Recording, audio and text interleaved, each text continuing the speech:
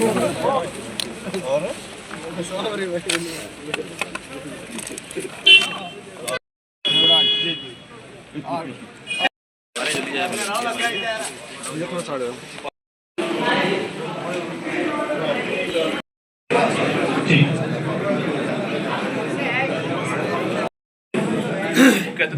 जनता party कार्यालय रजौरी में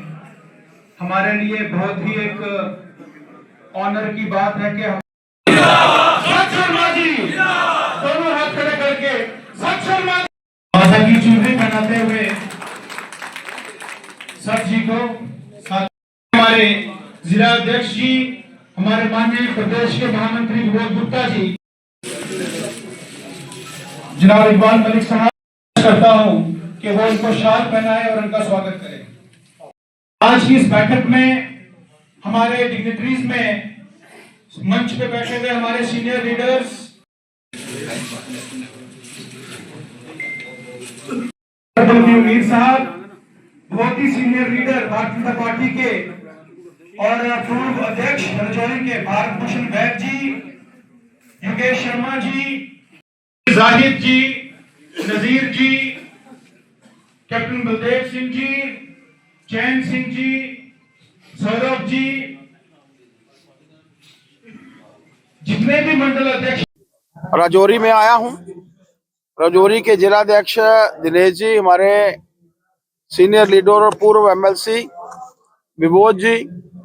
जुल्फकार साहब, मलिक जी, हमारे पूर्व मेंबर पार्लियामेंट साहब, चौधरी साहब और पार्टी के सभी प्रमुख कार्यकर्ताओं के साथ मिलकर एक संगठनात्मक तौर पर यह बैठक थी, जिसमें पार्टी के चुनावों को लेकर, सबसे पहले पार्टी में प्राइमरी मेंबरशिप को लेकर, उसके बाद एक्टिव मेंबरशिप और उसके बाद पार्टी के चुनावों को लेकर इस प्रक्रिया की शुरुआत के लिए यहां पर आया हूं। पार्टी के आगामी कार्यक्रम जो 25 दिसंबर हम सब जानते हैं, पूरा देश जो है अटल जी का, माननीय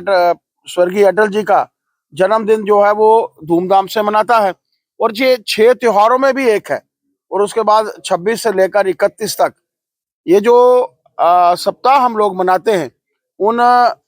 बाल वीरों के नाम पर, जिसको हम बाल वीर दिवस के नाम पर पूरा देश जो है वो मनाता है। गुरु नानक जी के साहिबजादे, गुरु गोविंद सिंह जी के साहिबजादे, और जिस तरीके से उन 2 बच्चों की शहादत, हम सब जानते हैं कि जिस तरीके का एक वातावरण उस समय में था,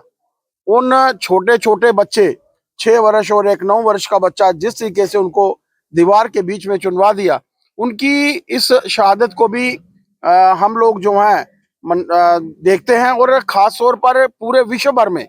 पूरे देश भर के माध्यम से विश्व भर में ये बात जाननी चाहिए कि किस तरीके का वातावरण उस समय था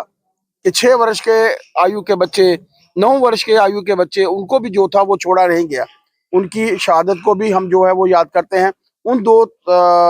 कार्यक्रमों को लेकर और पार्टी के संगठनात्मक कार्य को लेकर आज जिलाध्यक्ष जी के साथ मैं यहाँ पर हूँ।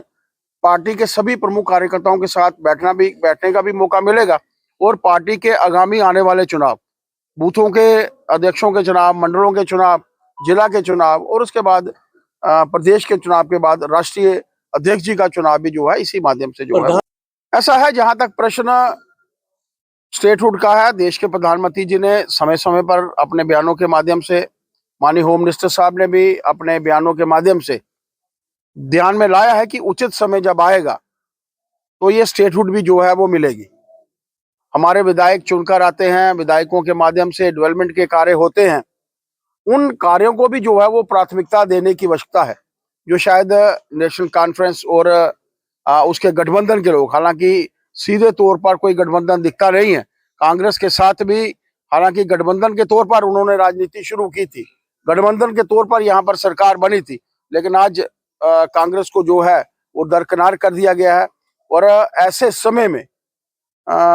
मेरा मानना है कि देश के प्रधानमंत्री जी ने जब जिस तरीके से एक कहा है कि उचित समय आएगा, उचित समय का हमें इंतजार करना चाहिए, स्टेटहुड डेफिनेटली मिलेगी। नेशनल कॉन्फ्रेंस तो अपने कि